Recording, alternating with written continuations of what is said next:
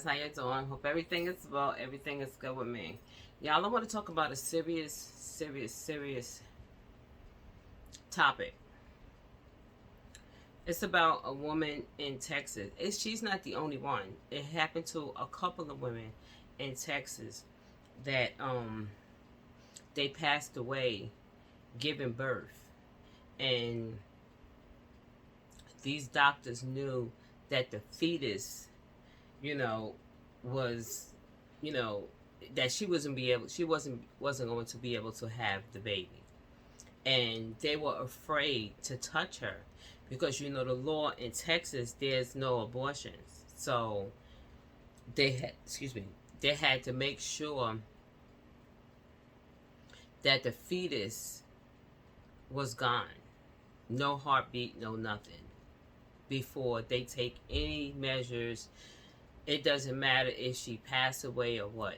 Now, I think that is just crazy. I'm gonna be real with y'all. I'm gonna be real. My stomach hurting over this, like for real. Like I'm gonna read the story, but just me reading some of it, I actually almost got sick. Because I already know how it is to to have a child, and to go through, labor pains and pains in your stomach. I even lost a child, and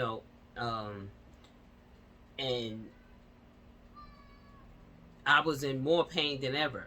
So I can't even imagine. I could just imagine what this woman was going through. That's why I'm saying, like, it hit me, like, right here, because it feel like I can feel it. Like, what I'm saying? Like, I can feel, like, what this person is going through, and to know that these doctors know what's going on, and they just won't take the chance and save this person's life. Like, the besides the baby gone, now the mom is gone. I just think all of this is just wrong. I don't think no one should be able to tell us what to do with our body, and especially when it comes down to our lives. You know what I'm saying? And as a doctor, you took an oath, to save lives. So you letting her suffer and pass away, I feel like, I don't care if it is a law over there, in Texas or wherever else there is. I just feel a doctor took an oath. You took an oath to save lives. And for you to let this young lady go through this here, knowing that, she would, get sick, her organs can fail, all kinds of stuff can happen to her. I just think that is totally wrong. I don't care. You still took an oath. So that's what I'm saying. Like, they stopped the abortion over there in Texas or whatever other state. But you a doctor. You took an oath. So you literally broke your oath. You didn't even break your oath. Like, you just let the poor lady pass away. But y'all was scared because y'all might go to jail. But you scared to argue that you took an oath to save lives. I don't know, y'all. This just got me really, like, I don't know. I'm not feeling this here. My eye even jumping. Like, this is not right. Like, this is just totally not right, I mean, how many times is this going to happen, to women? We are the ones that carry the babies. You understand what I'm saying to you? We are the ones. Men don't carry babies. Women carry babies. So this is not even affecting the man. What I'm saying, that I'm not saying it like that, like, like that, because that could be his wife or whatever, like that, yes, or sister or mother or whatever, cousin or whatever. What I'm saying is that we are the ones that's carrying the children. We are the ones that carried the ones that's making these laws. We carried you. This is just really insane, y'all. Okay, let's get into this here. I swear, this is just, y'all get ready, because this is very heartbreaking. It's very heartbreaking. I swear, y'all. I don't even know what to say. A pregnant teenager dies after taken to get care in 3 visits to Texas emergency rooms. Let me turn my heat off for a second, y'all. This is so sad, like, for real, y'all. Oh my God. Okay, here we go. It took 20 hours and 3 ER visits before doctors admitted the 18-year-old to the hospital after her condition worsened. She was one of at least 2 women who passed away under Texas abortion ban.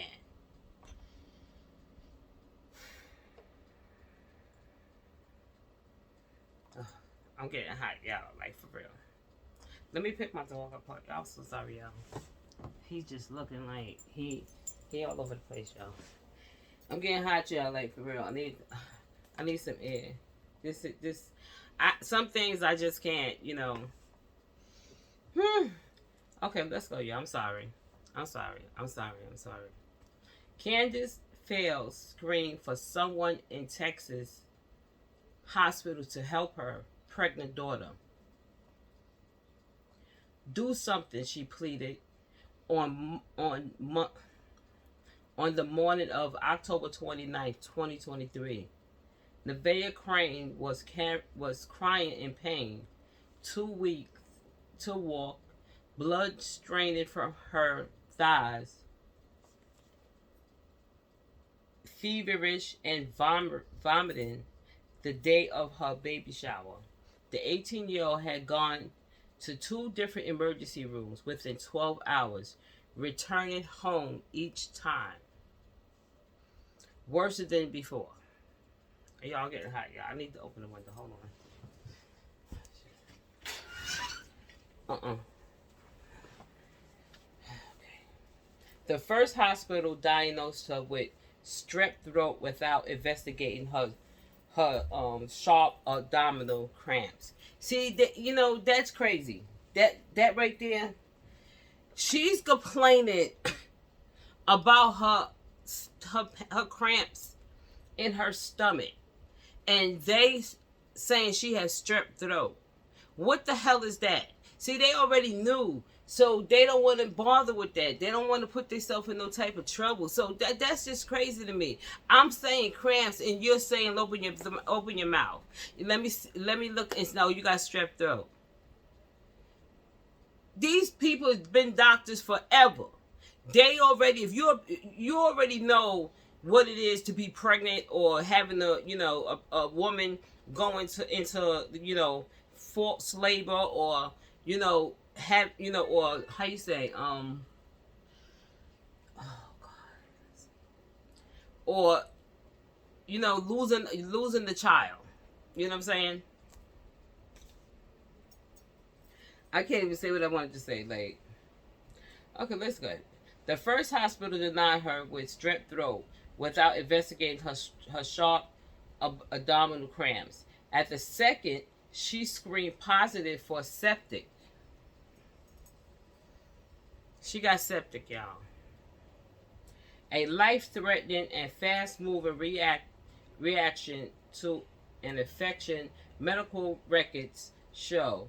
But doctors said her 6-month fetus had a heartbeat and that Crane was fine to leave. They're lying because, they're going to say that. I just said that. They not putting their job on the line. They like, listen, until that baby heartbeat is gone, we cannot touch her.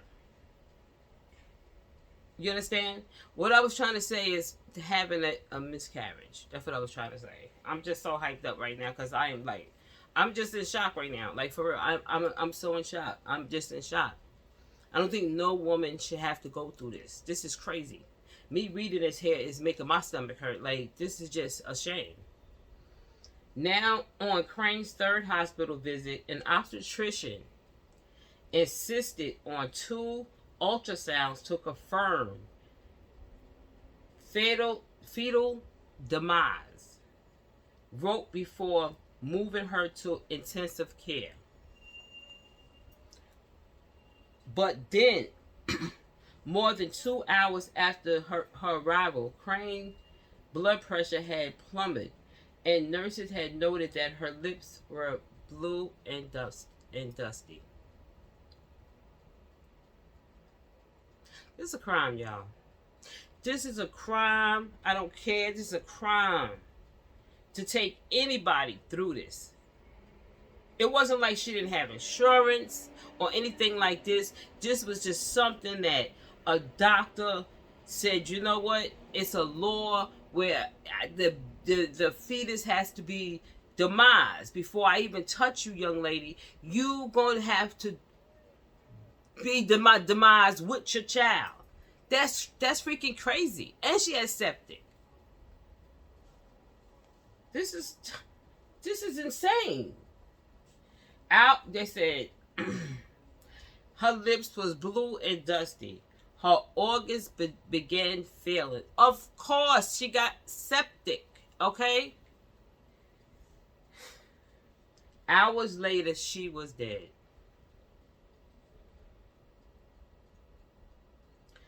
Fales, who would have seen her daughter turn 20 this Friday, still cannot understand why Crane's emergency was not treated like an emergency. But that is what many pregnant women are now facing states with strict abortion bans, doctors and lawyers have told. Pregnant women have become exceptionally untouchable, said Sharon, a health law and policy professor at George Washington University. Texas abortion ban threatens prison time for intervention that ends a fetal heartbeat, whether the pregnancy is wanted or not. That's crazy. What do you mean is wanted or not? That had nothing to do with her wanting it or not wanting it. It had nothing to, that's what I'm saying. It had nothing to do with her wanting it or not wanting it. Her body was breaking down. She caught septic. Her baby already was passing away. You know what I'm saying? Even if they would have had to give her, I don't understand that either. So why couldn't they give her a C-section, even though the baby was too young, take the baby out of her and tend to her? Yeah, I'm not killing the baby by taking the baby out of her.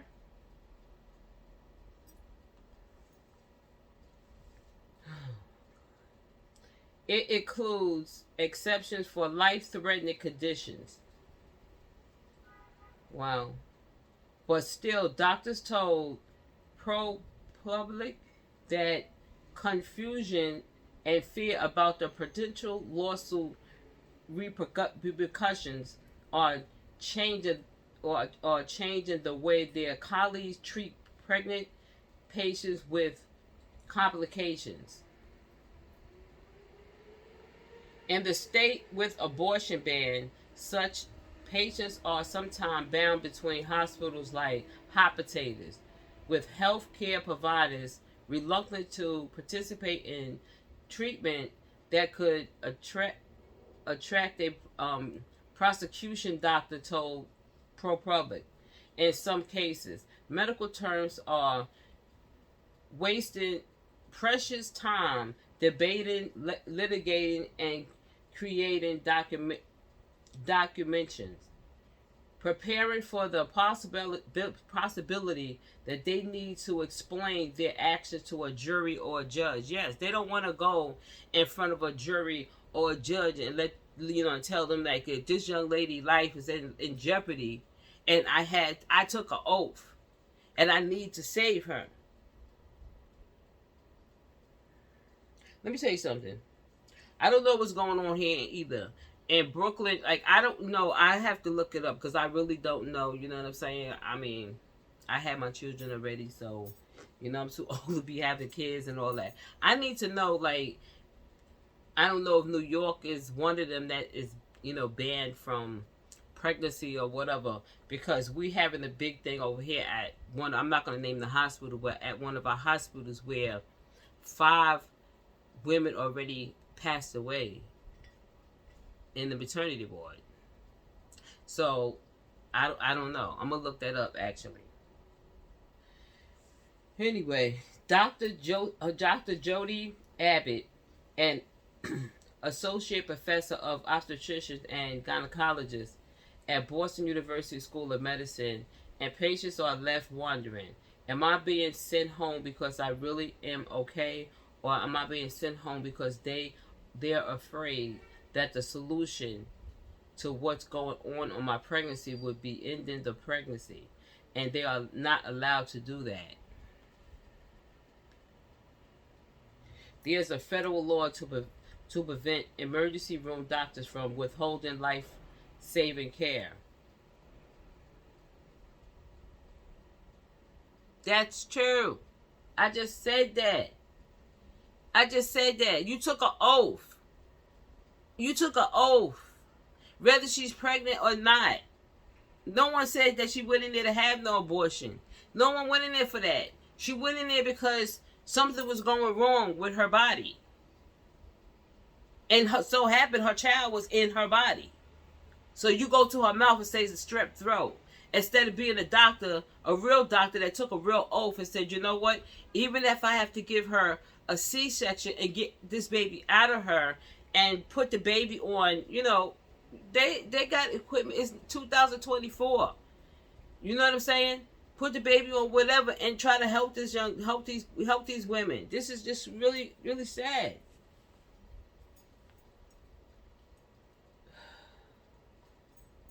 Passed nearby 4 decades ago, it required emergency rooms to stabilize patients in medical crisis. That is so true. The Biden administration argues that mandated applies even in cases when an abortion may be necessary. That is so true. No state has done more to fight for interceptions than Texas, which had warned doctors that its abortion ban supersedes the administration guidance on federal law, and that they can face up to 99 years in prison. Don't make me do that. ProPublica condensed more than 800 pages of Crane medical records into a 4-page timeline in consolidation with 2 maternal fetal medical specialists. Reports reviewed it with 9 doctors, including research at the prestigious university OB-GYNs, who regularly handles miscarriages and experts in emergency medical and maternity health. Some said the first ER missed warning signs of the infection that deserved attention. All said the doctor at the second hospital should never have sent Crane home when her sign of septic, that's what I'm saying, septic, hadn't improved. And when she returned for the 3rd time, all said there was no medical reason to make her wait for 2 ultrasounds before taking aggressive action to save her. Aggressive action to save her. This is how this restriction kills women, said the doctor, a former region director of the Department of Health and Human Services and Emergency Room Physicians in New York.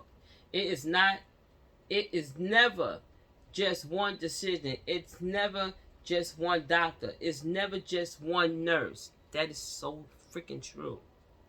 While there were more concerns from looking at the record provided that Crane death could have been prevented, they said it may have been possible to save both the teenager and the fetus. I just said that. You could have gave her a C-section, like for real. You could have gave her a C-section. Get the baby out of her. We're not getting the baby out and throwing the baby away. We're getting the baby out of her to save the baby and then attend to the mom, so we can reunite them. Her baby going to be in the hospital for a little while because the baby's still young, but that doesn't make any sense. They got it twisted. They got things twisted over there. They got things twisted over there. I'm not understanding that. You just said, all three hospitals just sit up there and said, okay, can this baby heart just hurry up and stop so I can just do what I need to do? No, it's too late. The baby heart stopped and her heart stopped. You could, like they said, it was possible that you could have saved the baby and you could have saved her at the same time. While there was no certain for looking at the records provided that Crane's death could have been prevented, they said it may have been possible to save both of the teenager and the fetus if she had been admitted earlier for close monitoring and continuous treatment. There was a chance Crane could have remained pregnant. They said if she had needed an early delivery. Hello? The hospital was well equipped to care for babies on the edge of... Yes! I just said that. It's 2024. They got equipment there. People have baby at 3 months old. 3 months. And they haven't won a machine. They live. I know. I have a nephew. And he was not even 2 damn pounds. Not even. And he's a big dude now. I'm sorry, y'all. I'm yelling, y'all. This just got me crazy right now. This just got me crazy. Oh, my God. The hospital, it was well equipped. Like I said, that's just really crazy. If the infection had gone too far, ending the pregnancy might have been necessary to save Crane. Doctors involved in Crane care did not respond to several requests from comments. The two hospitals backed this hospital. I'm sorry, y'all. Oh my God, I'm sitting here screaming. I'm just so sorry. Apologize, y'all. I just get upset over this. It's just, sorry, y'all. I'm a woman, and I'm feeling this. Okay. The two hospitals, Baptist Hospital of Southeast Texas and Christian Southeast Texas St. Elizabeth, declined to answer details listed in questions about the treatment. Fales and Crane believed abortion was morally wrong.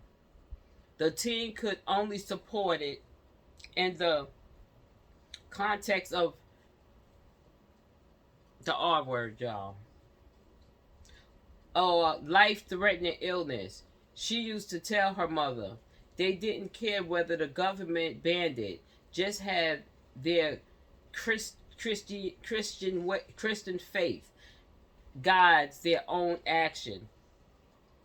When they discovered Crane was pregnant with a girl, the two talked endlessly about the little dress they could buy, what kind of mother she could be. Crane landed on the name Lillian. She was gonna name her baby Lillian.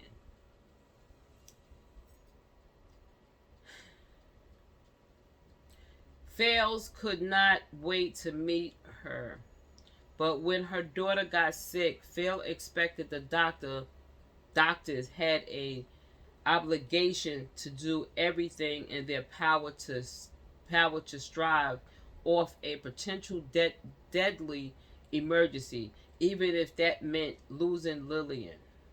In her view, they were more concerned with checking the fetal heartbeat than attended to Crane. That's true. I just said that. They knew, like I said, the doctor was saying, like, I still hear the heartbeat. You know what I'm saying? Like, that heartbeat got to stop.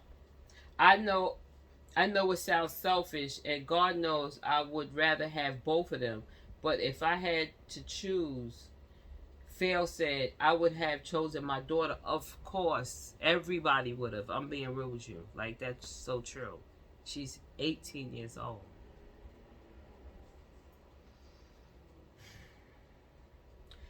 Her mother's in a lot of pain. This is her. Let me show you a picture of her, y'all.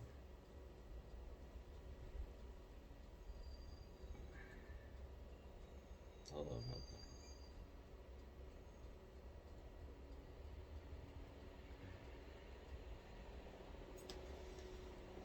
Oh, sorry, y'all.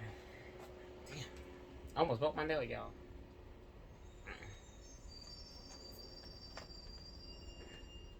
I got pictures of y'all. I got pictures for y'all anyway. So let's finish reading because this got me so tight. I'm like so upset about this. They said she and her boyfriend of 2 years, Randall, was were always hip to hip, wrestling over vapes and snuggling on the couch watching vampire movies. Crane was drawn to how guilty he was. He admitted how easily she built friendships and how quickly she could make people laugh. Though they were young, they already imagined starting a family. Who had 8 siblings, wanted many kids. Crane wanted a daughter and the kind of relationship she had with her mom. Early that year, had given Crane a small diamond ring, a promise. He told her that I will always love you. On the morning of the baby shower, October 28th, Crane woke with a headache. Her mom decorated the house with pink balloons and Crane laid out Halloween themed platters. Soon nausea set in. You know how we get nausea. Crane started vomiting and was running a fever. When guests arrived, her mother opened gifts and diapers and bowls while Crane kept closing her eyes. Wow. Around 3 p.m., the family told her she needed to go to the hospital. Her mom drove Crane to Baxter's Hospital of Southeast Texas that sat in the waiting room for 4 hours. When Crane started vomiting, staff brought a plastic pan. When she wasn't retracting, they laid her head in her boyfriend's lap. You know what? I don't know what kind of damn hospital that is, but we don't do that here. We don't do that here. Like that sounds crazy. That sounds crazy. I know I live in New York, y'all. We don't do that here. I'm telling you, you come in there, you walk in the door, and you be like, they ready like come. Even if people sitting in there, so what? Everybody is different, like different levels sick. You know what I'm saying?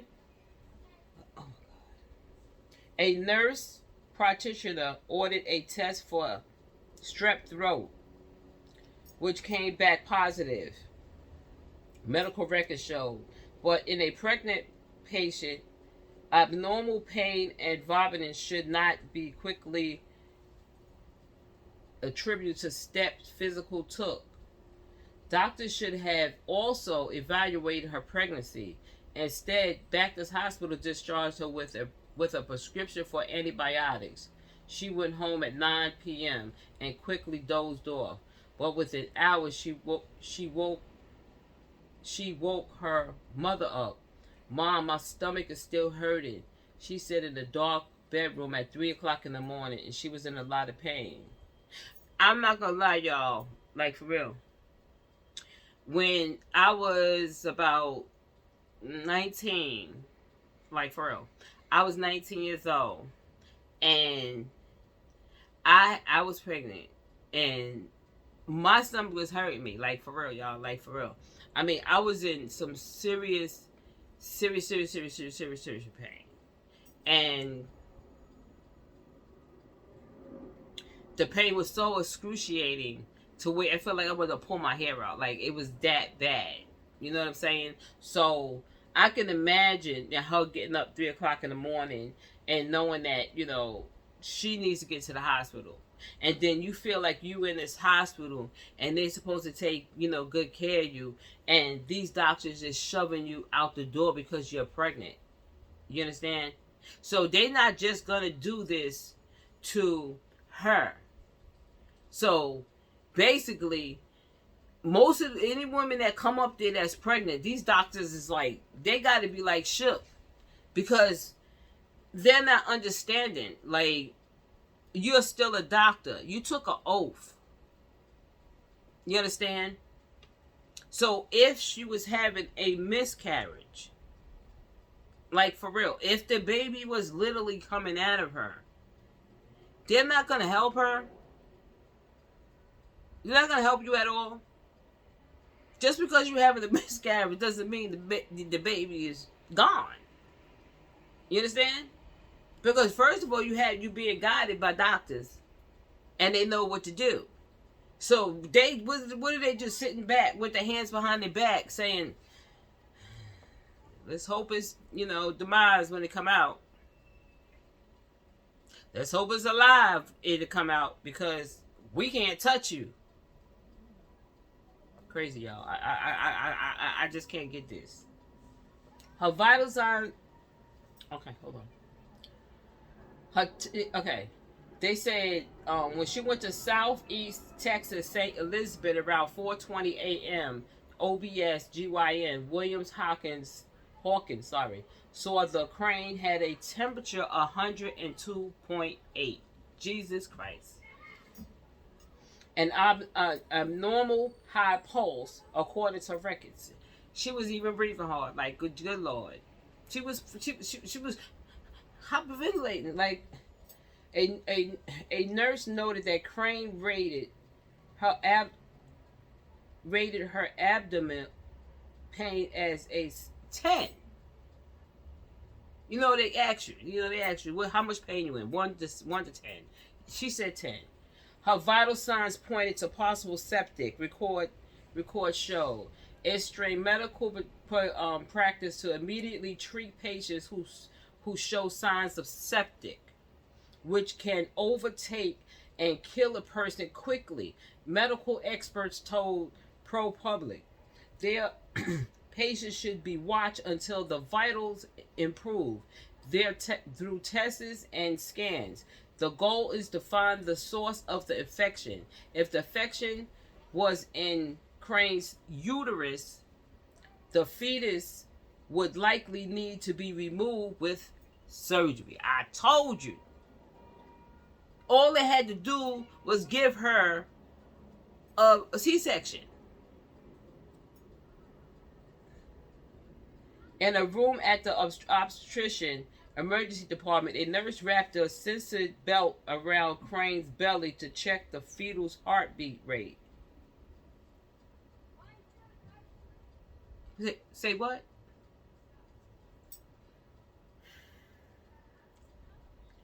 Let's read this again. In a room at the obstetrician emergency department, a nurse wrapped a sensor belt around Crane's belly to check the fetal's heartbeat rate. Baby's fine.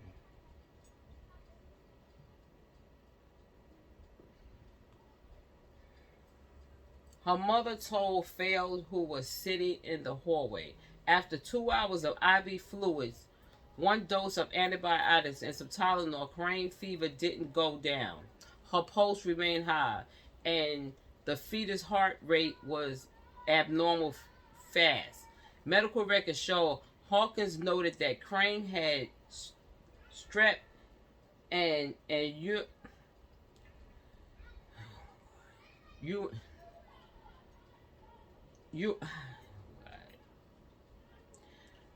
wrote up a prescription and discharged them. Hawkins had missed infections before.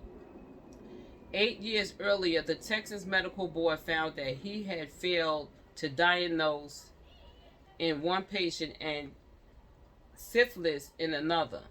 In the latter case, the board noted that his error may have contributed to the fetus demise of one of her twins. The board issued 2 years later. Hawkins did not respond to several attempts to reach him.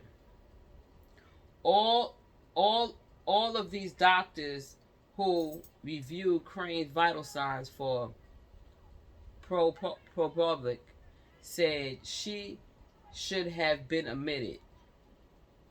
She should have never left. Never left, said Elis Booth, the GYN in Tennessee. Cass, the New York emergency physician, put in a stalker terms, when they discharged her, they were pushing her down the path of no return. Its bolt failed, and her mother rolled Crane out in a wheelchair. She was unable to walk on her own. Phil had expected the hospital to keep her overnight. Her daughter was breathing heavily, hunched over in pain, pale in her face, normally talkative. The team was quiet. This is just getting ridiculous, y'all. I'm getting so mad. Back home around 7 o'clock, Phil tried to get her daughter comfortable as she cried and moaned. She told Phil she needed to pee, and her mother helped her to the bathroom. "Mom, come here," she said from the toilet. It was blood in her panties. The blood considered Phil instant. That was a miscarriage, yes. At 9 a.m., a full day after the nonsense began, they were back at Christian St. Elizabeth Hospital. Crane's lips were drained of color, and she kept saying she was going to pass out. Staff started her IV antibiotics and performed a bedside ultrasound. After 9 a.m., the OBS on duty, Marcelo, could find a fetal heartbeat rate. According to records, he told the family he was so worried for their loss. He was sorry for their loss. He said he couldn't find the fetal heartbeat. Standard protocols were critical ill patients experience a miscarriages to stabilize her, and in most cases hurry to the operating room for delivery. Medical experts said that is so true. I've been through this here. I know that already. This is especially urgent when a spreading infection. But at St. Elizabeth, the OB-GYN just continued antibiotics care. A half hour later, a nurse placed a catheter filled with noticed her daughter's thighs was covered in blood, y'all. Jesus. At 10 a.m., Melissa McIntosh, a labor and delivery nurse, spoke to Rothschild about Crane's condition. The teen was now having contractions. The doctor stated don't move the patient. She wrote after talking with him. Dr. Tarata stated that in a slight chance, patients may need to go to ICU, and he wanted the bedside ultrasound to be done stat for sure before admitting to room. Though he had already performed the ultrasound, he was asking for a second one. What the fuck? What is this? You already did one. Now you want another one? Doing the most. The hell is this? The first haven't preserved an image of Crane wound in the medical records. Besides, bedside ultrasounds aren't always set up to save images permanently, said Dr. Abbott, the Boston OB-GYN. The state law abandoned abortion requirement that the doctor record the absence of fetal heartbeats before intervening with a procedure that could end a pregnancy. Exception for medical emergency demand physicians. document their reasons. Pretty consistent people said, until we can be absolutely certain that there is a normal pregnancy, we can't do anything, because it could be alleged that we were doing an abortion. Yeah, y'all need to cut the bull, like, for real, for real. Dr. Tony Arbonne, an OB-GYN in San Antonio, at 10 a.m., Crane's blood pressure was dropping. Minutes later, the doctor was paged for an emergency team over to the loudspeaker around 11 a.m., 2 hours after Crane had arrived at the hospital. A second ultrasound was performed for a nurse noted. Bedside ultrasounds at the time confirmed fetal demise. Per doctor ordered. When the doctor wheeled Crane into the ICU at 11 a.m., Phil stayed by her side. That's her mom, y'all. That's her mom. Rubbing her head as her daughter drifted in and out consciousness. Crane couldn't sign consent form for her care because of extreme pain, according to the records.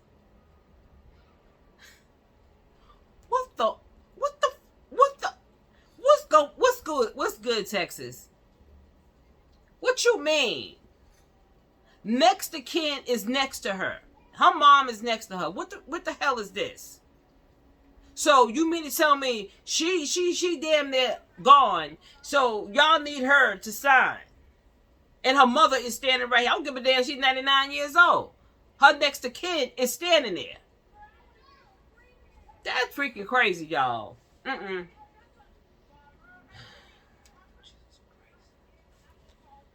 That she couldn't form the consent form for her care because of the extreme pain, according to the records. So Phil signed a release form. Unplanned section, C-section. But the doctor quickly decided it was now too risky to operate.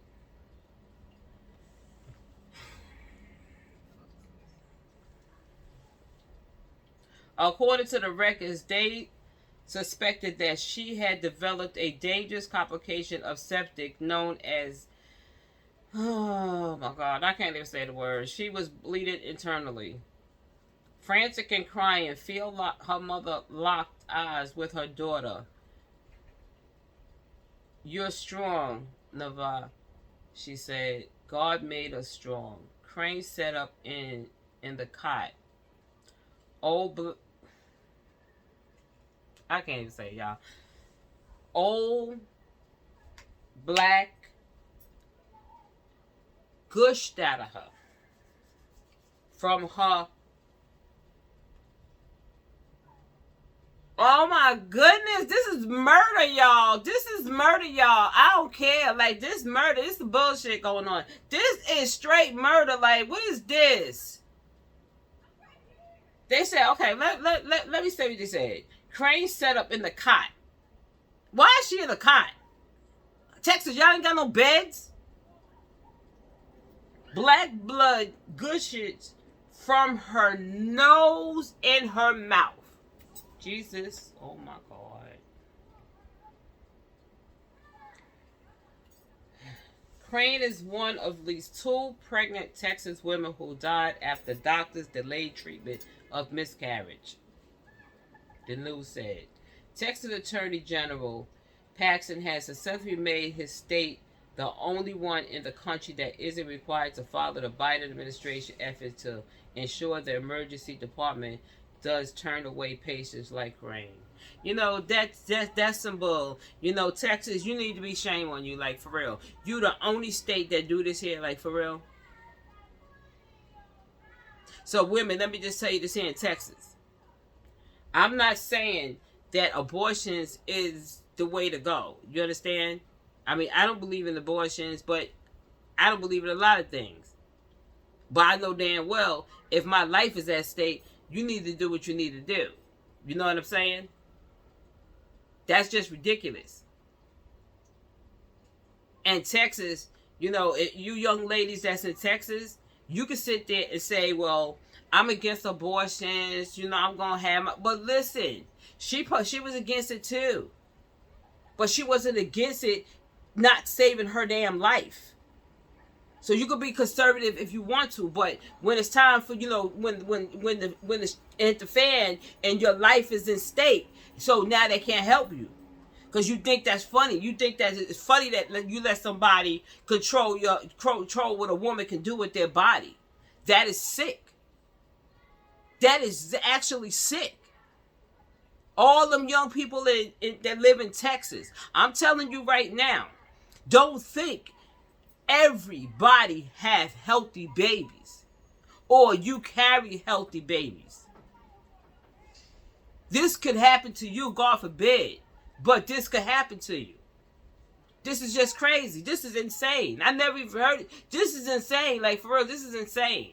Reading this here is insane. I think it's murder. They saying that it's murder to murder the baby, but y'all just murdered her. She got blood gushing out her mouth, good, all her nose are carried on. Y'all just sitting there going, what the hell is that? Man, come on.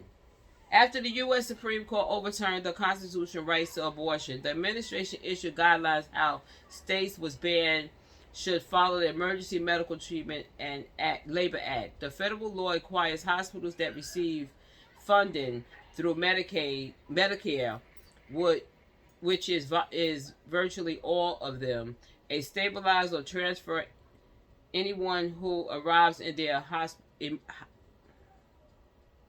to stabilize or transfer anyone who arrives in their emergency room that goes for pregnant patients. The guidelines argue, even if that means violating state law and providing an abortion. That's right. This is crazy, y'all. I'm gonna let y'all, because I can't with this here. This is just really freaking sad, y'all. Like, for real. I'm gonna let y'all watch this here, because this little girl, she should have went through this. Just got me tight. Like, this is crazy. This is her anyway. I know I showed y'all the other picture. That was her mother holding her. Ooh, I don't know. My bed is so slippery. Y'all be like, woo, like that. This is blanket. That's all, y'all. Crazy, right? Y'all wait for the video, because I'm freaking done with it. The video like 2 minutes, y'all, like 3 minutes or whatever. But anyway, y'all go in the comments and y'all let me know, like, is y'all think that type of stuff is right? Like, I'm sorry I got upset, but you know, I'm a woman. And that is freaking crazy.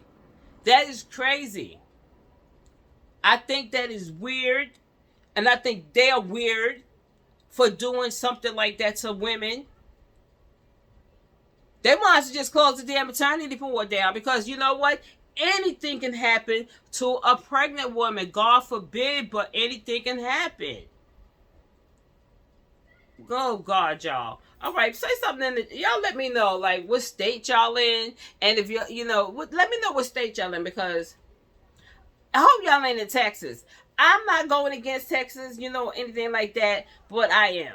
Because Texas, you should be shaming yourself. Ain't nobody trying, like, how many people in Texas, y'all making it seem like everybody in Texas running over there and getting abortions or something like that there? I don't know, but that's what y'all making it seem like everybody running over here to get a damn abortion, so y'all put a stop to it, like, y'all ain't getting no abortions no more. We don't give a damn if your ass die or not. Oh my God, y'all. Watch for the video, y'all. Hit that like button and subscribe, y'all. Another tragic report detailing the death of a second woman who was denied abortion-related care in Texas. Now, earlier this week, we heard the story of Josely Barnica, a 28-year-old mother who died of sepsis in 2021 after being denied an abortion and contracting an infection when she suffered a miscarriage. And now, journalists from ProPublica are telling the story of Nevaeh Crane. In 2023, the 18-year-old suffered a miscarriage on the day of her baby shower, developed sepsis, and was denied emergency care at multiple hospitals before her death. To talk about this story and the reporting that went into it, we're joined now by ProPublica reporter Lizzie Presser. Lizzie, thank you so much for joining us today. Thank you so much for having me. Well, first walk us through your reporting and what you learned about this young woman's death. So we wrote about Nevaeh Crane. She was 18 years old when she got pregnant with her high school sweetheart, and she had a relatively uncomplicated early pregnancy until her baby shower when she was 6 months along. She woke up nauseous, feverish, she started vomiting, and she had sharp abdominal cramps. She went to one hospital in Beaumont, Baptist Hospitals there, and they didn't even take her back. They diagnosed her with strep throat and left her in the waiting room for 4 hours and discharged her. They didn't treat her like a pregnant person at all and evaluate her pregnancy. She went home and she was up again at 3 a.m., waking her mother up in pain. And she went to another hospital, Christus St. Elizabeth. And there, her vital signs were alarming and signaled a potential for sepsis. And while the doctors are supposed to treat that with continuous antibiotics and monitoring before discharging someone, they did not. They gave her IV fluids and Tylenol, one dose of antibiotics, and though her vital signs had not changed at all or abated, they discharged her again. She goes home and still in pain. She can't walk at this point. She's breathing heavily, moaning, crying with her mother, who's trying to sit by her side and rub her head and keep her comfortable. And she goes to the bathroom and sees that she's bleeding and realizes that this is a miscarriage. By the time they get back to Christus St. Elizabeth, they're rolled right back into a room.